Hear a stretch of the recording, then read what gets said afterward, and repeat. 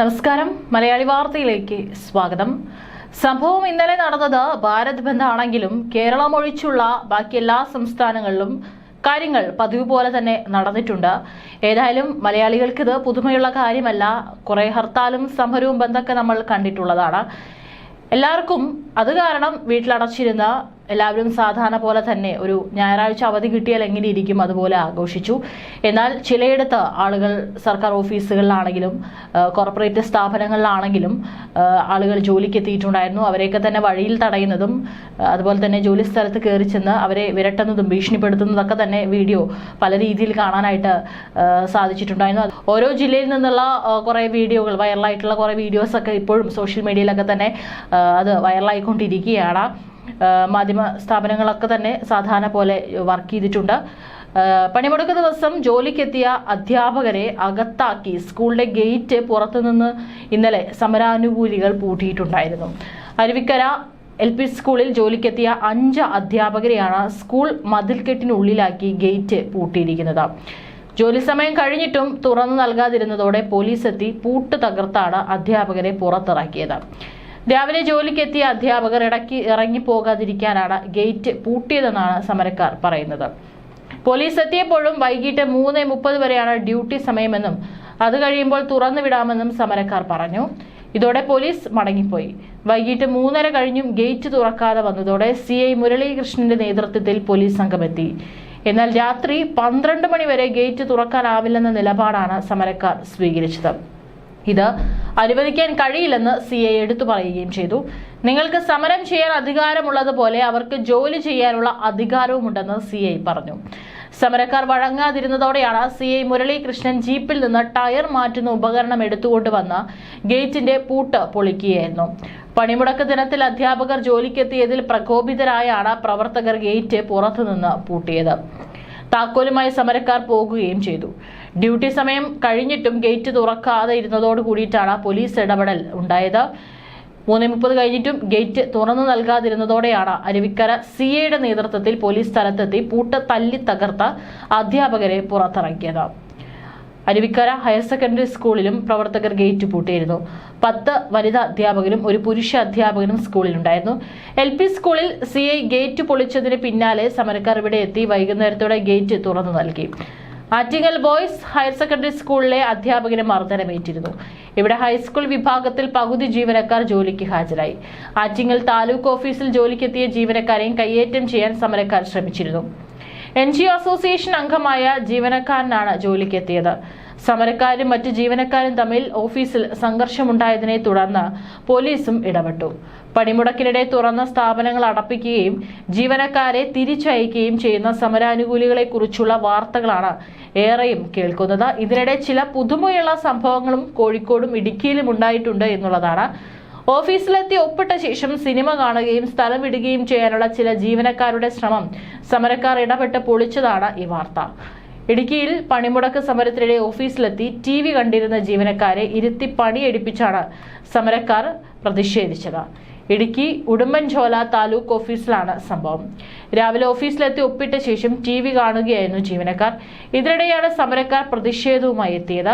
2 ജീവനക്കാർ ഇരുന്ന് TV കാണുന്ന കാഴ്ചയാണ് ഓഫീസിലെത്തിയ സമരക്കാർ കണ്ടത്. ഇതോടെ തങ്ങൾ ഉച്ചയ്ക്ക് ശേഷം പകുതി ദിവസം ലീവ് എടുത്ത് പോകാനിരിക്കുകയാണ് എന്നായി ജീവനക്കാർ. എന്നാൽ സമരക്കാർ സമ്മതിച്ചില്ല. ഏതായാലും ഒപ്പിട്ടതല്ലേ, ഇനി 5 മണിക്ക് കഴിഞ്ഞു പോയാൽ മതിയെന്നായി സമരക്കാർ നിലപാടെടുത്തു. അവർ ജോലി ചെയ്യുന്നുണ്ടോ എന്ന് നോക്കാൻ ഓഫീസിൽ 2 പേരെ നിർത്തുകയും ചെയ്തു. കോഴിക്കോട് ഹാജർ രജിസ്റ്ററിൽ ഒപ്പുവെച്ച ശേഷം പുറത്തിറങ്ങിയ ജീവനക്കാരെ സമരക്കാർ തടഞ്ഞു വെച്ചിരുന്നു. ഒപ്പുവെച്ച ശേഷം ഓഫീസ് സമയം കഴിഞ്ഞ് മാത്രം പോയാൽ മതിയെന്ന് സമരാനുകൂലികൾ നിലപാടെടുത്തു. തർക്കമായപ്പോൾ ബേപ്പൂർ പോലീസ് എത്തി ജീവനക്കാരെ ഓഫീസിനകത്ത് പ്രവേശിപ്പിച്ചതിന് ശേഷമാണ് സമരക്കാർ പിരിഞ്ഞുപോയത്. ബലപ്രയോഗത്തിൽ റവന്യൂ വിഭാഗം ഉദ്യോഗസ്ഥനായ K. ജംനാസിനെ പ്രാഥമികാരോഗ്യ കേന്ദ്രത്തിൽ പ്രവേശിപ്പിച്ചു. സമരക്കാർ പടിക്ക് പുറത്ത് ഇവിടെ ഞങ്ങൾക്ക് പഠിക്കണം. പുത്തൂർ ഗവൺമെന്റ് ഹയർ സെക്കൻഡറി സ്കൂളിലാണ് പതിറ്റാണ്ടുകളായി സമരരഹിത സ്കൂൾ എന്ന ഖ്യാതിയിൽ തുടരുന്നത്. ഈ അധ്യയന വർഷത്തിന്റെ ആദ്യ 40 ദിനങ്ങൾ പിന്നിട്ടപ്പോൾ ഇന്ന് 5ാമത്തെ പഠിപ്പ് മുടക്കാണ്. വിദ്യാർത്ഥി സംഘടനയായ KSU ആണ് ഈ അധ്യയന വർഷാരംഭത്തിൽ ആദ്യ പഠിപ്പ് മുടക്കിന് ആഹ്വാനം ചെയ്തത്. കേരള സർവകലാശാല കലോത്സവവുമായി ബന്ധപ്പെട്ടിട്ടുണ്ടായ വിഷയത്തിലായിരുന്നു സ്കൂൾ തുറന്നതിന്റെ പിറ്റേ ദിവസം പഠിപ്പ് മുടക്കിയത്. പിന്നെയും ഒരിക്കൽ കൂടി KSU വിദ്യാഭ്യാസ ബന്ദ് നടത്തി. ABVPയും ASFും ഓരോ തവണ വിദ്യാഭ്യാസ ബന്ദ് നടത്തി. ഇന്നാണ് SFIയുടെ പഠിപ്പ് മുടക്ക്. പുത്തൂർ പ്രദേശത്തും ഈ സംഘടനകളുടെ നേതാക്കളും പ്രവർത്തകരുമുണ്ട്. എന്നാൽ പുത്തൂരിലെ സർക്കാർ സ്കൂളിനെ സമരത്തിൽ നിന്ന് ഒഴിവാക്കുന്ന കാര്യത്തിൽ ഇവർക്ക് സമ്മതം. മുടക്കമില്ലാതെ അധ്യയനം തുടരുകയുമാണ്. കോടതിയുടെ ഉത്തരവിന്റെ പിൻബലം മാത്രമല്ല, ഈ നാട്ടിലെ പൊതുപ്രവർത്തകരുടെ സംയുക്ത യോഗം ചേർന്നാണ് വർഷങ്ങൾക്ക് മുമ്പ് പുത്തൂർ സ്കൂളിലെ സമരരഹിത സ്കൂളായി പ്രഖ്യാപിച്ചത്. ഇടയ്ക്ക് സമരക്കാർ സ്കൂളിന് മുന്നിൽ എത്തിയപ്പോഴൊക്കെ നാട്ടുകാരും പോലീസും ശക്തമായി ഇടപെട്ടു. അനുനയിപ്പിച്ച് പറഞ്ഞു വിടുകയായിരുന്നു. ജില്ലയിൽ മികച്ച വിജയം ലഭിക്കുന്ന സ്കൂളിന് മോശപ്പെട്ട കാലമുണ്ടായിരുന്നു. എന്നും സമരവും മറ്റുമായി കുട്ടികളില്ലാതിരുന്ന കാലത്ത് നിന്ന് മെച്ചപ്പെട്ട നിലയിലേക്ക് എത്തിച്ചത് ജനകീയ പിന്തുണയിലൂടെയാണ്. വിദ്യാർത്ഥി സമരങ്ങൾ മാത്രമല്ല, അധ്യാപക സമരവും ഇവിടെ അനുവദനീയമല്ല. പണിമുടക്ക് ദിനത്തിൽ ഔദ്യോഗിക വാഹനത്തിൽ സഞ്ചരിച്ച തൃശൂർ മേയർ MK വർഗീസിനെയും അങ്കമാലിയിൽ സമരക്കാർ തടഞ്ഞ് വഴിതിരിച്ചുവിട്ടു. രാവിലെ 10-നാണ് എറണാകുളത്ത് പോവുകയായിരുന്ന വാഹനം അങ്കമാലി KSRTC ബസ് സ്റ്റാൻഡിന് സമീപം ഇടതുമുന്നണി പ്രവർത്തകർ തടഞ്ഞത്.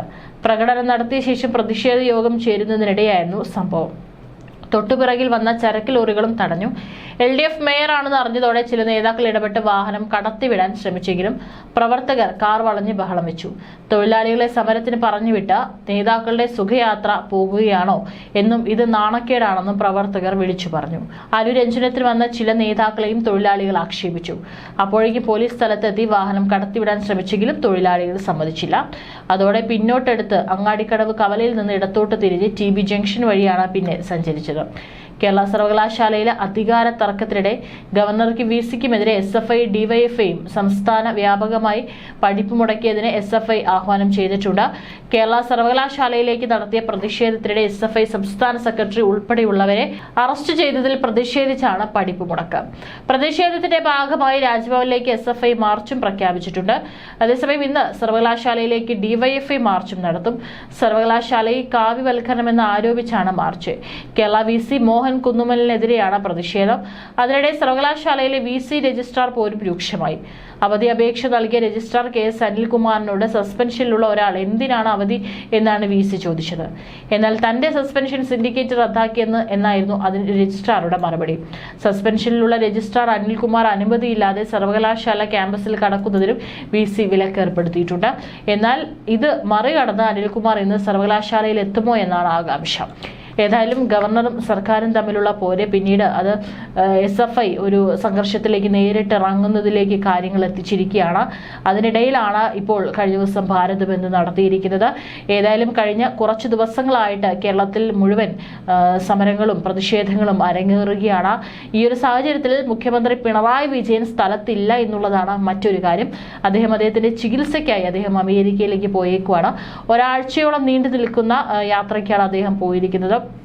അതേസമയം തന്നെയാണ് കേരളത്തിൽ പല കാര്യങ്ങളും ആകെ കുഴഞ്ഞ മട്ടിൽ ഇപ്പോൾ നടന്നുകൊണ്ടിരിക്കുന്നത് കാണാനായിട്ട് സാധിക്കുന്നതും. ഏതായാലും ഇന്നും SFI മാർച്ച് സംഘടിപ്പിച്ചിട്ടുണ്ട്. ആ മാർച്ചിലും എന്തെങ്കിലും പ്രതിഷേധങ്ങൾ നടക്കുമോ എന്നുള്ളതാണ് എല്ലാവരും ആശങ്കയോടുകൂടി തന്നെ ഉറ്റുനോക്കുന്നത്.